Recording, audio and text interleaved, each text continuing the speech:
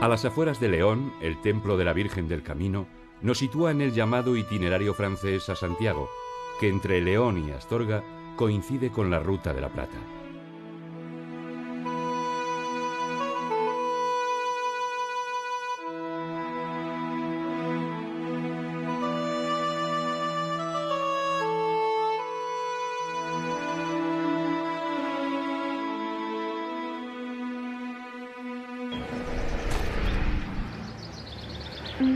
En Villadangos del Páramo, el moderno depósito de agua ofrece una atalaya inaccesible a los viajeros, pero que permite observar la vida alrededor.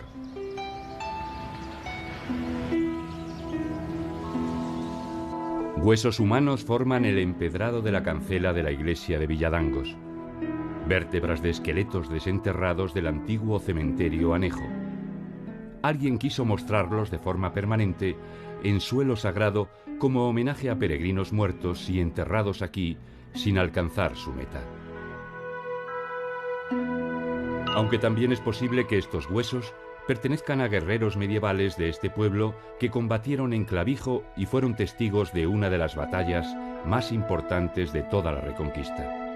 Unos ingenuos relieves en la parte alta de la puerta de acceso al templo representan la aparición del apóstol Santiago al rey asturleonés Ramiro I, que con tan oportuna ayuda derrotó al ejército de Abderramán II.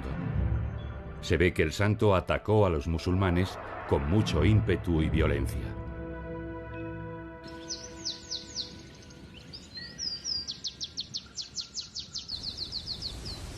El páramo verdea y florece con las aguas del Órbigo, y la agricultura se refina con las modernas ideas ecológicas que aprenden y practican las alumnas de la Escuela de Agricultura Ecológica. Estos cultivos no envenenan la tierra. Las plagas que atacan a las plantas se evitan o combaten con viejos usos recuperados, con asombrosas combinaciones. Los tajetes, sembrados entre las berenjenas, evitan que les ataque el escarabajo. Los escarabajos de las patatas, sin embargo, huyen de las caléndulas, y los que persisten se quitan a mano. El huerto de los cursos ecológicos de Villadangos combina estas plantas aromáticas que ahuyentan las plagas con las verduras, las judías, los melones y todos los frutos del huerto.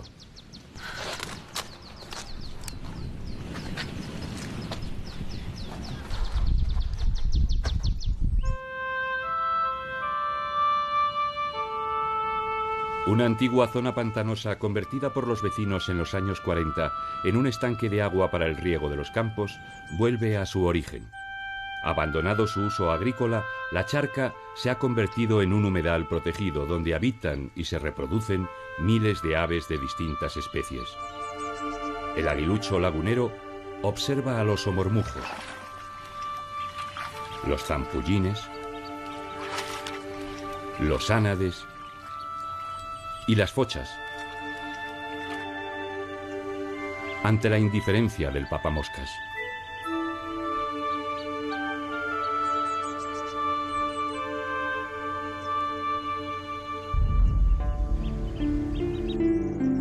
Pero hay que continuar el camino que antes de salir de Villadangos pasa por delante del albergue de peregrinos, donde los viajeros descansan en animada charla.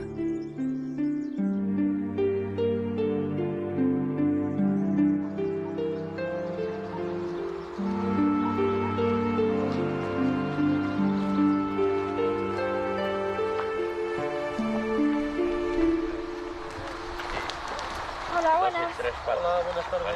¿Qué tal? Hola. ¿Es potable el agua? Sí, luego es potable. Pruébala, ya verás.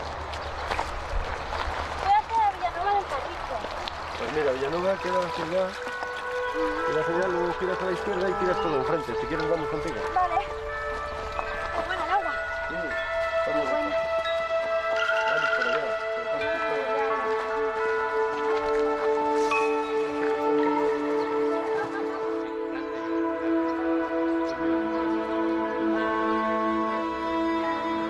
El camino, como la vida, está marcado por el tiempo, que desde antiguo ponía ritmo a los caminantes y horario a los campesinos desde las torres de las iglesias.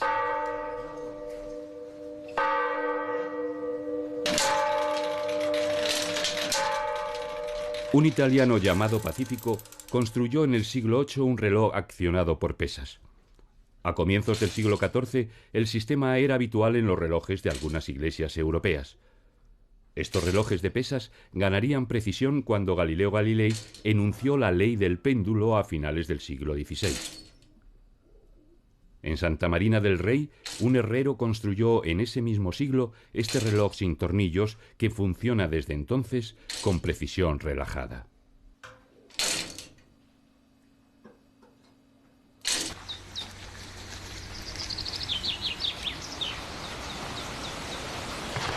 Muy cerca de aquí, a orillas del río Órbigo y movida por su corriente, encontramos una sierra de agua, una sencilla e ingeniosa serrería.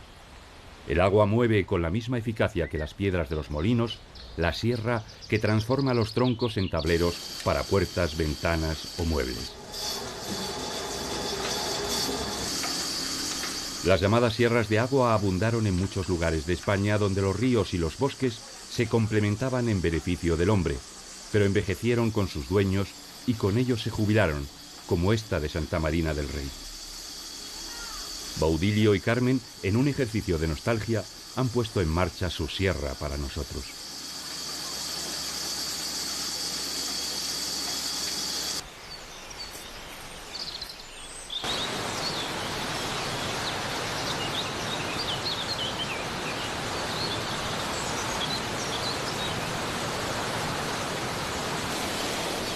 En otros casos, la imaginación, la tecnología y el coraje salvaron y transformaron la tradición. Manuel Fernández Salvadores decidió instalar una turbina y multiplicar así la fuerza del agua convertida en electricidad. Cuando este hombre tomó esa decisión, estaba construyendo el futuro. Convirtió su serrería artesanal en una moderna industria.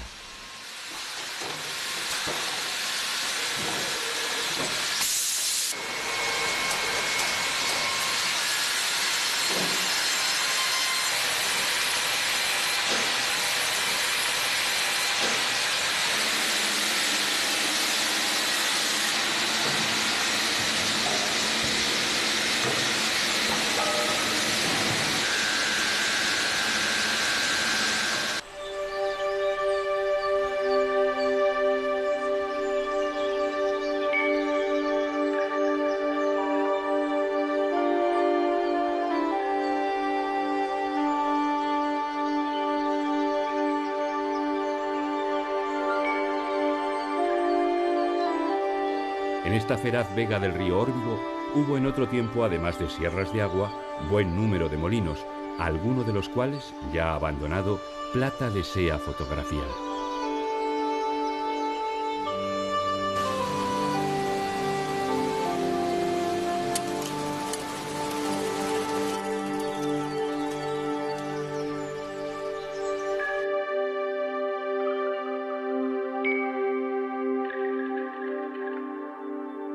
Los cereales de la meseta se han convertido durante siglos en harina gracias a las piedras movidas por el agua. El maíz se adaptó muy bien a estas tierras tras su llegada de América y produjo un resurgimiento económico de importancia. En los años 60 funcionaban aún la mayoría de los molinos de agua de la Vega del Órbigo. Corría el tiempo lento y monótono, casi al compás de la muela. Los molineros, los campesinos, los ganaderos han sido testigos del declive rápido e inexorable que ha traído la comercialización de piensos compuestos y la aparición de las grandes harineras.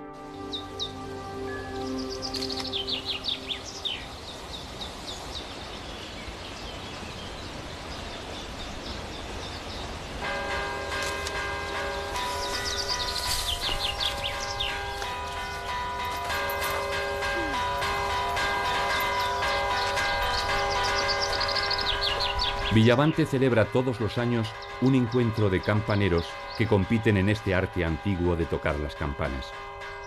Son muchos los toques diferentes, conocidos por nuestros abuelos, con los que las campanas llamaban a la gente o le avisaban de cualquier cosa que afectara al pueblo. Una fiesta, una ceremonia, la muerte de una persona, la hora de la oración, el comienzo o el final de la jornada y tantas cosas más, cuyos toques son hoy motivo de competición entre estos hombres que resucitan por un día una forma de comunicación milenaria. Un río caudaloso necesita un gran puente. El río Órbigo tenía un gran caudal cuando los romanos decidieron construir aquí un puente que facilitara el camino entre Astúrica, Astorga y Legio, León. Este que ahora vemos es medieval, construido sobre los cimientos romanos. Los franceses destruyeron sus extremos durante la Guerra de la Independencia. Fue reconstruida la parte oriental y el lado este mantuvo un montaje provisional de madera hasta los años 40 del siglo XX. Desde entonces vuelve a lucir su soberbio porte. Es un hermoso puente digno de una gran hazaña medieval, el Paso Honroso, recordado por este monolito. Don Suero de Quiñones era un caballero del siglo XV, enamorado durante años de doña Inés de Tobar. Para librarse de esta prisión de amor e impresionar a la dama, decidió batirse acompañado por 9 amigos con todos los caballeros que pretendiesen pasar por el puente del Órbigo hasta romper 300 lanzas. Acudieron caballeros de toda Europa, pero la cosa no llegó a mayores. Al acabar los torneos, solo un participante había resultado herido. La hazaña de Suero de Quiñones se recuerda todos los años en el mismo paraje, a la sombra del puente, en la ribera del Órbigo, con una vistosa fiesta medieval.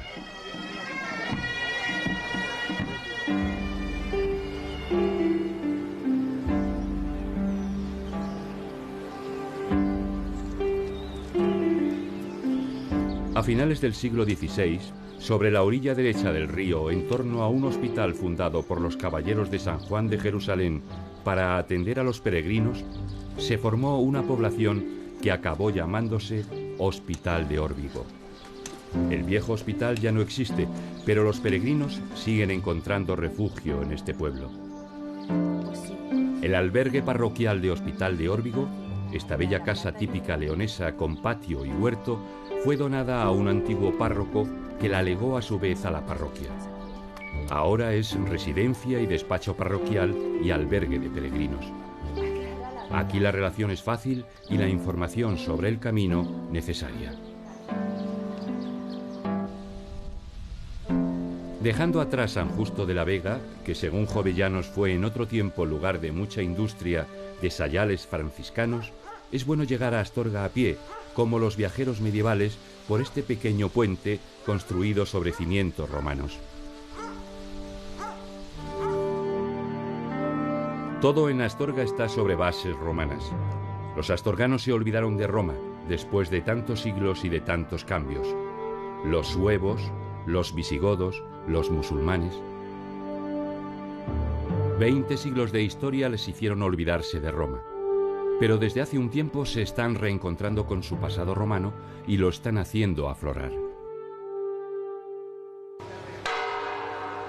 Esta hermosa plaza porticada y cerrada por la fachada renacentista del ayuntamiento ocupa el lugar del foro de la vieja Astúrica Augusta. Es el centro y el corazón de Astorga y sigue siendo el lugar de encuentro de los ciudadanos.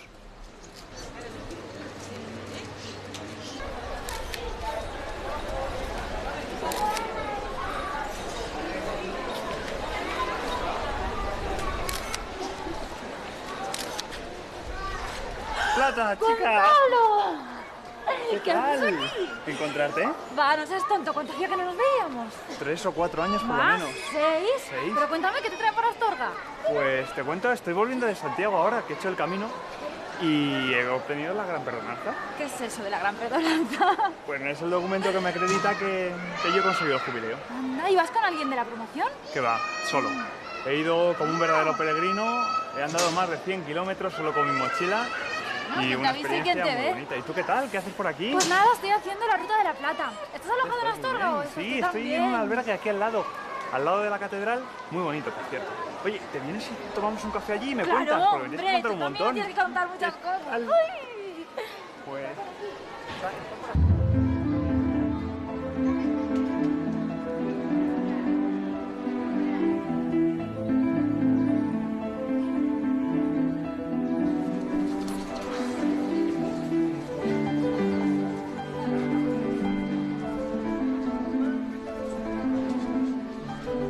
Tiene Astorga dos albergues de peregrinos, uno municipal y este privado, que aprovecha una vieja casa bien restaurada a un paso de la catedral.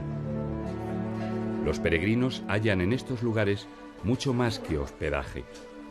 Encuentran a otros caminantes con parecidos proyectos e inquietudes y el sosiego necesario para preparar la siguiente etapa.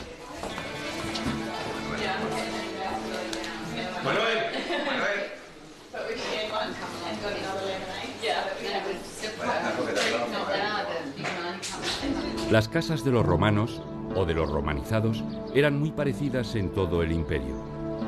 Esta Domus de Astorga es una casa tipo que tenía un pasillo de entrada, un vestíbulo, quizás con un estanque en el centro para recoger el agua de lluvia que se filtraba hasta una cisterna, una sala, un comedor y dormitorios. Estos eran muy pequeños y no tenían ventanas. Pero lo llamativo de esta casa de Astorga son los pavimentos de las estancias principales. Estos espléndidos mosaicos con figuras de animales y vegetales. Se la conoce como la Domus del mosaico del oso y los pájaros. Las ciudades romanas resultaron más habitables que las de otras culturas por sus redes de alcantarillado. Las casas tenían desagües de aguas fecales conectadas con alcantarillas que alejaban de la ciudad los malos olores y el peligro de enfermedades.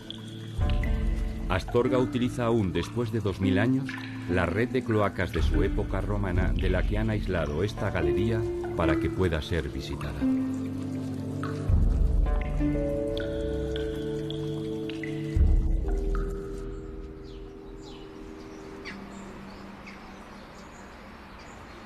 Se ve que los romanos construyeron una ciudad bien amurallada para controlar el territorio astur y las explotaciones auríferas.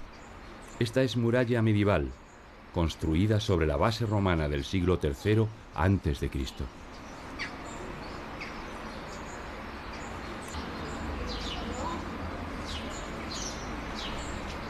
El carácter romano de Astorga se fortalece en sus habitantes año tras año con la celebración de las fiestas romanas. Todo el mundo participa en esas fiestas.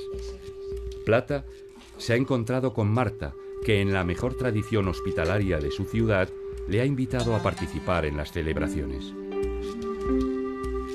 Las mujeres romanas se aplicaban en la cara una crema compuesta por grasa animal, almidón y óxido de estaño. Así conseguían una tez muy pálida. Se coloreaban las mejillas con una pasta roja hecha de caparazones de insectos. Perfilaban sus ojos y se daban aceite de oliva aromatizado en el pelo. Bueno, muy bien, ¿no? Muy romanas.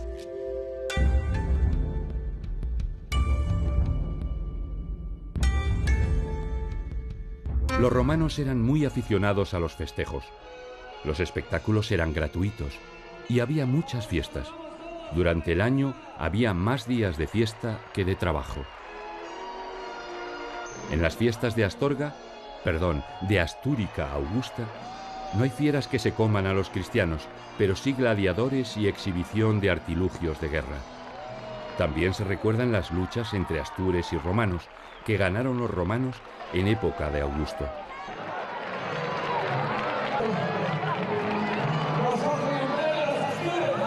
Las celebraciones en la Plaza de Toros, habilitada como anfiteatro, son presididas por el César. El emperador tiene estos días una presencia constante en la ciudad y una gran autoridad sobre sus conciudadanos.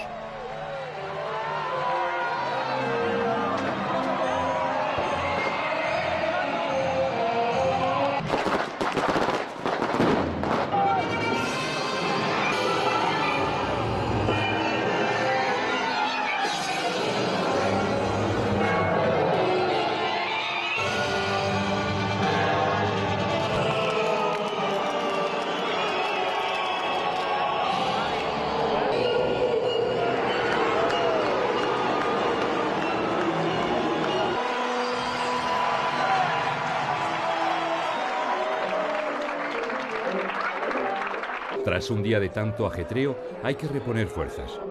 Los romanos eran buenos comedores de pescado, que consumían fresco en las costas y conservaban en salazón.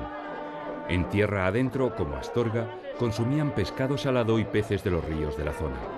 La base de la alimentación en Hispania y en todo el imperio se parecería a lo que conocemos hoy como cocina mediterránea. Además del pescado, legumbres y cereales, frutas y verduras, no demasiada carne y aceite de oliva. Y comían tumbados, más o menos como estos modernos romanos de Astúrica Augusta.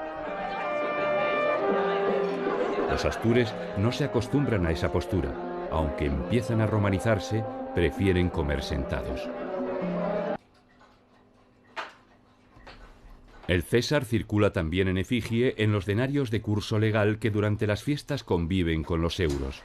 Josefus, emperador romano de Astorga durante las fiestas y relojero joyero el resto del año, acuña su propia moneda.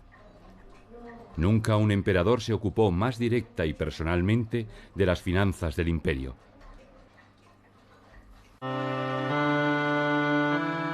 Debió llegar pronto el cristianismo a Astorga. Además de ser urbe importante, como dice Plinio, era cruce de caminos, de vías en este caso que la unían directamente con todas las grandes ciudades de Hispania. El cristianismo, que se extendió de forma tan clandestina como eficaz por el imperio, debió arraigar en Astúrica, donde a mediados del siglo III ya residía un obispo llamado Basílides.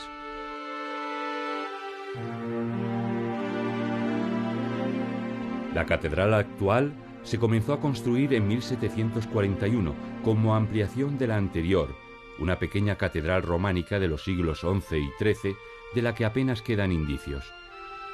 La obra es una síntesis de los estilos gótico, renacimiento, barroco y neoclásico.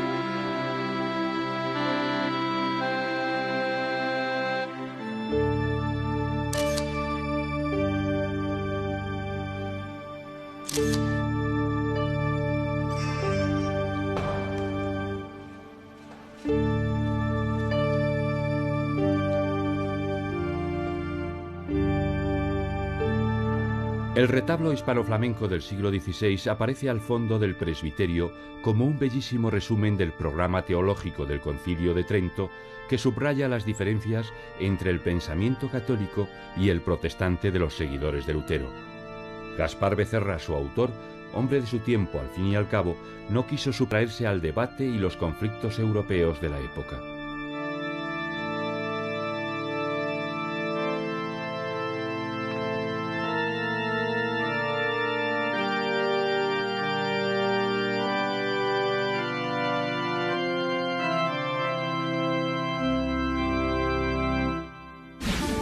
La ruina por el fuego del viejo palacio episcopal en 1886 permitió al obispo catalán de Astorga, Juan Bautista Grau, encargar la construcción de uno nuevo a su paisano Antonio Gaudí, que aceptó la obra. Al obispo Grau le gustaron los planos y en junio de 1889 comenzaron los trabajos. Gaudí llevó a Astorga albañiles catalanes para estar seguro de la interpretación correcta de sus ideas mientras él estuviera ausente de la obra.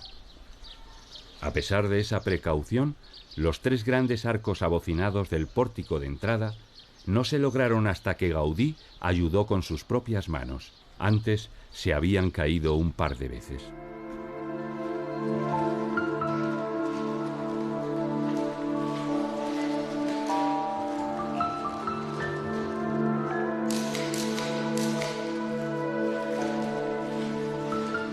Gaudí construyó un edificio modernista de estilo neogótico que es a la vez castillo, templo y palacete.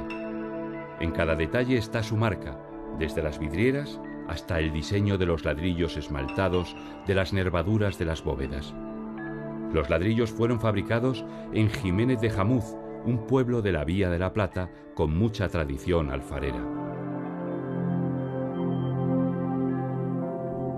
La planta principal estaba destinada a vivienda del obispo. Aquí se encuentra el despacho, el salón del trono episcopal, la capilla y el comedor. En cada caso, la luz entra tamizada por vidrieras cuidadosamente diseñadas con motivos de lógica relación con la función de la estancia.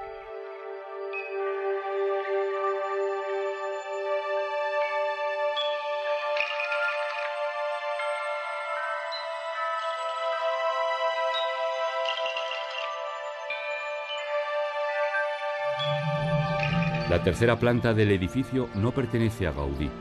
Fallecido el obispo Grau, las obras se paralizaron por las discrepancias entre el cabildo catedralicio y el arquitecto.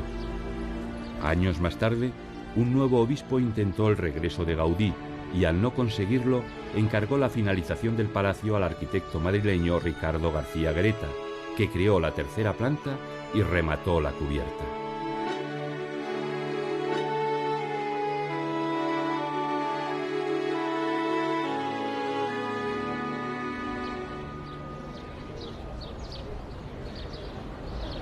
En la calle Leopoldo Panero, que sale de la plaza de la Catedral, está la casa del poeta astorgano que, junto a Ricardo Gullón y Luis Alonso Luengo, formó la Escuela de Astorga. El título de una de las obras de Panero, La estancia vacía, añade un punto de misterio a la casa del poeta, abandonada y ruinosa. Este aspecto mágico y decadente desaparecerá con la restauración de la casa, que se convertirá en museo.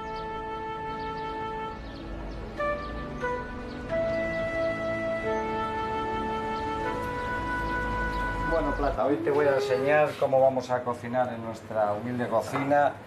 De primer plato haremos un bacalao tostado con mollejas de ternera en una salsa de boletus aéreos en polvo con su crujiente de boletus aéreos también. En Astorga tiene justa fama el restaurante Serrano, donde Jesús Prieto trabaja con éxito en una cocina propia y original sobre la base de los productos y la tradición de la tierra. Un poquitín de pimentón de la Vera, el que sea siempre del año por el color rojo vivo que tiene. Un chorrín de vino blanco. Seguimos dándole fuerza. Ponemos el bacalao sobre la piel, que se nos toste la piel. Y ahora lo pasamos directamente a la salamandra. Y mientras se nos hace la salamandra, vamos a terminar las mollejas ya añadiendo el polvo de boletus aéreos. Ponemos una base de molleja y montamos. ¿Por qué bacalao y mollejas? Porque nos damos cuenta que esta ha sido una tierra de arrieros y el pescado nunca ha faltado en nuestras casas ni en nuestras cocinas, y el plato nos quedaría exacto así. Precioso. De segundo vamos a hacer una carrillera de cerdo con una salsa de cebolla morada y con vino tinto de Mencía, que es un vino ecológico. Lo dejamos rehogar. ¿Ves cómo está? Sí. Perfecto, ahí añadimos el vino.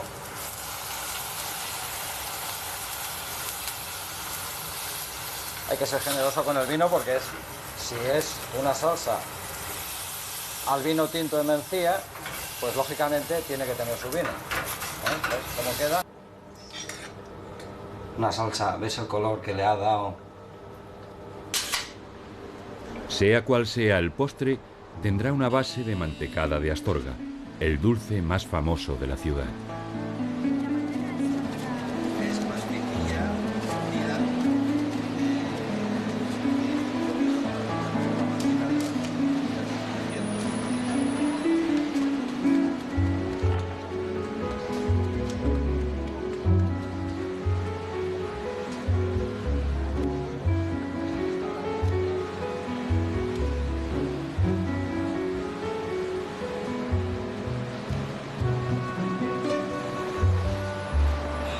Que los ingredientes son huevo, harina, manteca y azúcar. Y azúcar, Ya está. efectivamente.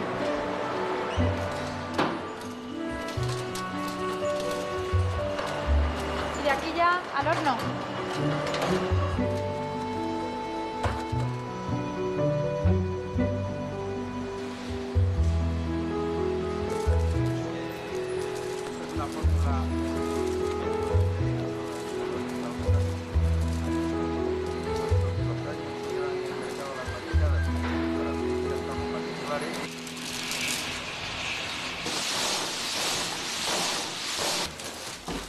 Astorga parece una ciudad para disfrute de golosos.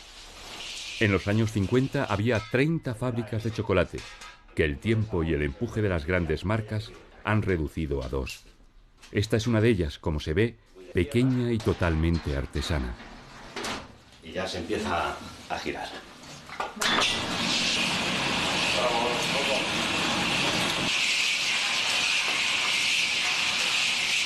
El proceso de chocolate comienza por el tueste del cacao, dura aproximadamente 1 hora y media. ¿Y cómo sabes cuándo está el grano ya? Vamos a ver, si descascarilla bien y está durito, bien, mira, perfecto. Es que ya se puede sacar. Porque ahora tiene el peligro de que si lo dejas más tiempo se puede recortar. Se enfría ese cacao tostado y después se procede a limpiarlo, quitarle la cascarilla y ya queda listo para pasarlo por el molino.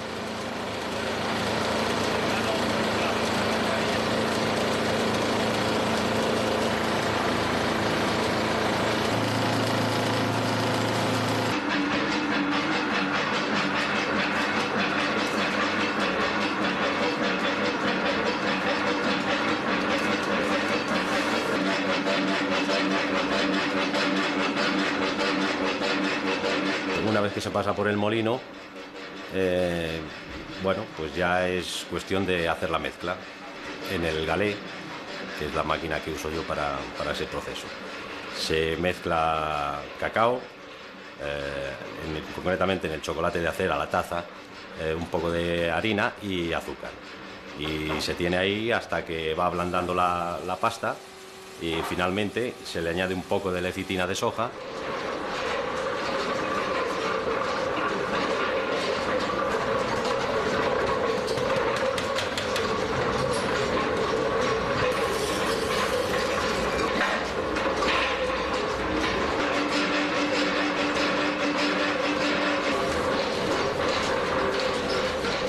Y ya queda lista para refinar y proceder al templado de la pasta, que tenga la temperatura necesaria.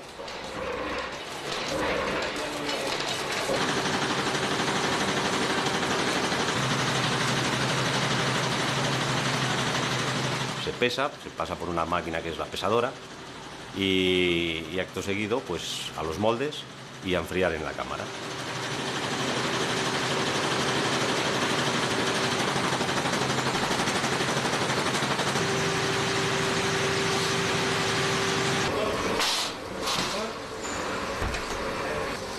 Luego ya se desmolda, se mantiene pues unas horas que destemple y finalmente pues el empaquetado que nosotros concretamente se realiza a mano con un pegamento que es de lo más antiguo que hay, el engrudo, que es aguayari.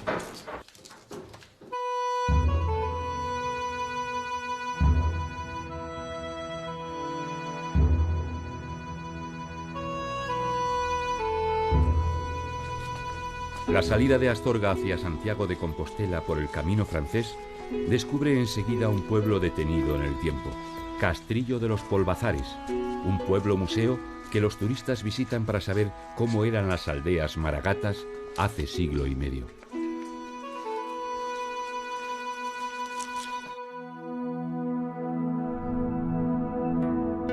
Las médulas quedan a desmano, en el Bierzo, pero hay que visitarlas.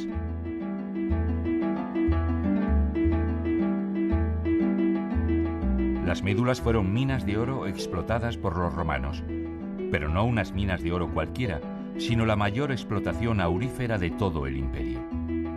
La ciudad romana de Astúrica debe mucho a estas y otras minas de la zona, hasta el punto de que cuando en el siglo III las médulas dejaron de explotarse, la Astorga romana cayó en una decadencia de la que tardaría siglos en reponerse.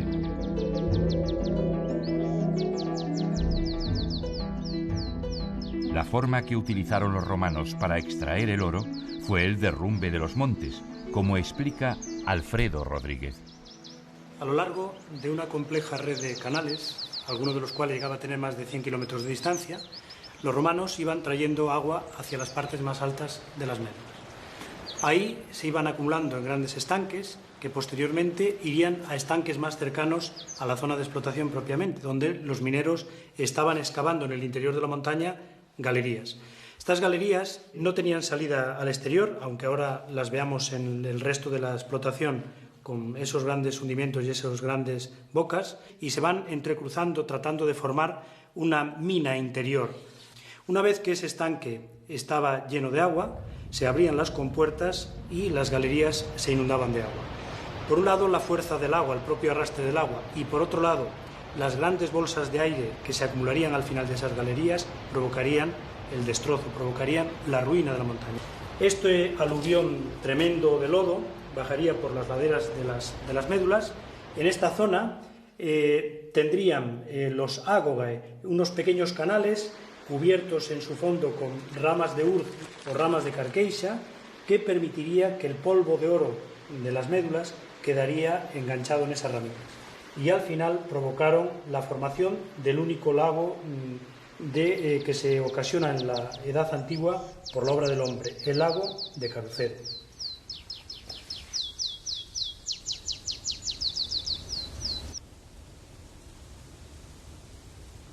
¿Y cómo sacaban la tierra?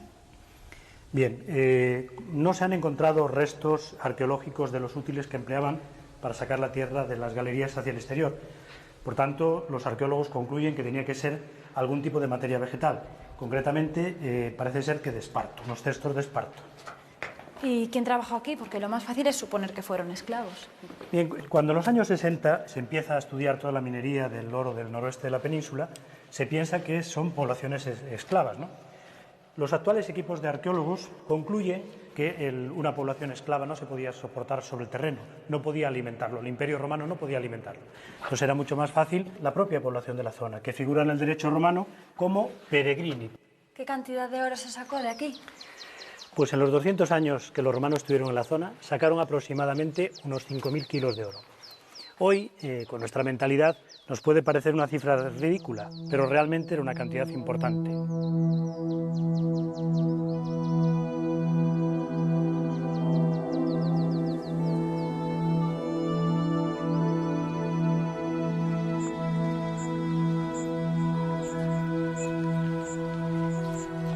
Astorga es también la capital de la maragatería, una comarca natural conocida porque sus habitantes monopolizaron los transportes de media España hasta que el ferrocarril y los automóviles acabaron con sus carros y reatas de mulas.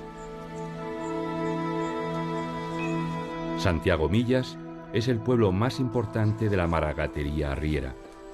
Llegó a tener más de 90 carromatos por rutas que unían Galicia con Madrid y La Mancha con Cantabria, con ramales a todas las ciudades importantes. Se nota el dinero en las casas de los arrieros. Son grandes y sólidas y tienen siempre un gran patio para los carros.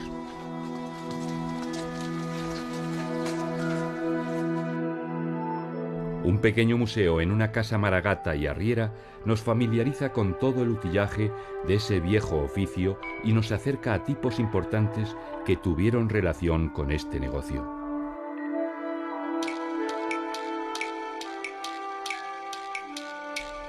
Aunque no puede decirse que fuera un arriero, Santiago Alonso Cordero, conocido como el Maragato Cordero, fue un personaje que se enriqueció con la arriería.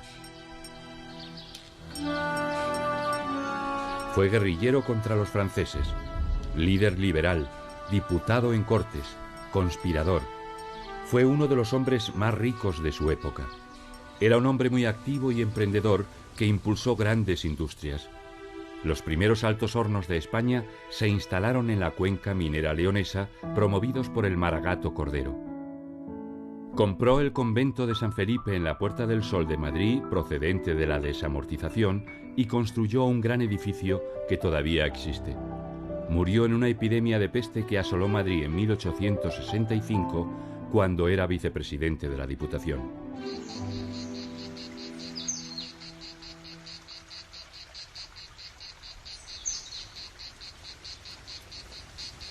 La Vía de la Plata, que los romanos establecieron como calzada principal entre las ciudades de Emérita Augusta, Mérida, y Astúrica Augusta, Astorga, mejoró un itinerario de época prehistórica que aprovechaba los puertos naturales de las cordilleras y sierras y los lugares por donde los ríos podían vadearse durante buena parte del año. Roma necesitaba una calzada rápida por la que transitaran sus legiones y por donde sacar los minerales de las explotaciones del norte, especialmente el oro de las médulas y de otras minas de la zona. La calzada se llamó Iter ab Emerita Asturican, o Camino de Mérida a Astorga, y estuvo enlosada en muchos de sus tramos.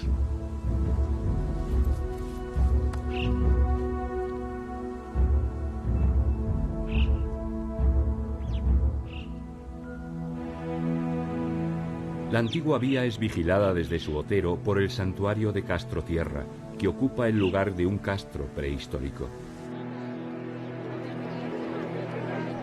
Cuando los llamados procuradores de la tierra creen que la sequía es pertinaz, la imagen de la Virgen es sacada en procesión. La acompañan gentes de los pueblos cercanos con sus pendones que esperan la lluvia por intercesión de Santa María de Castrotierra.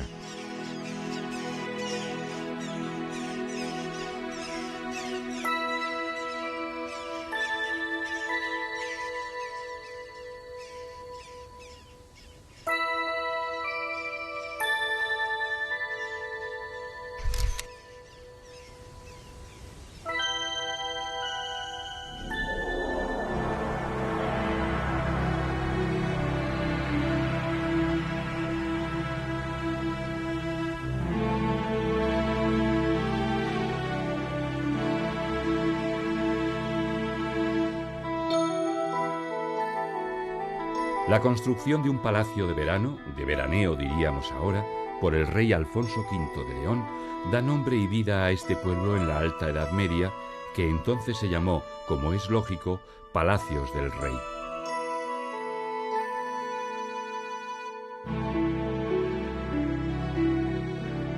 No es este el castillo del rey leonés, aunque es probable que se construyera sobre el primitivo. Todos los castillos tienen su historia, casi siempre épica.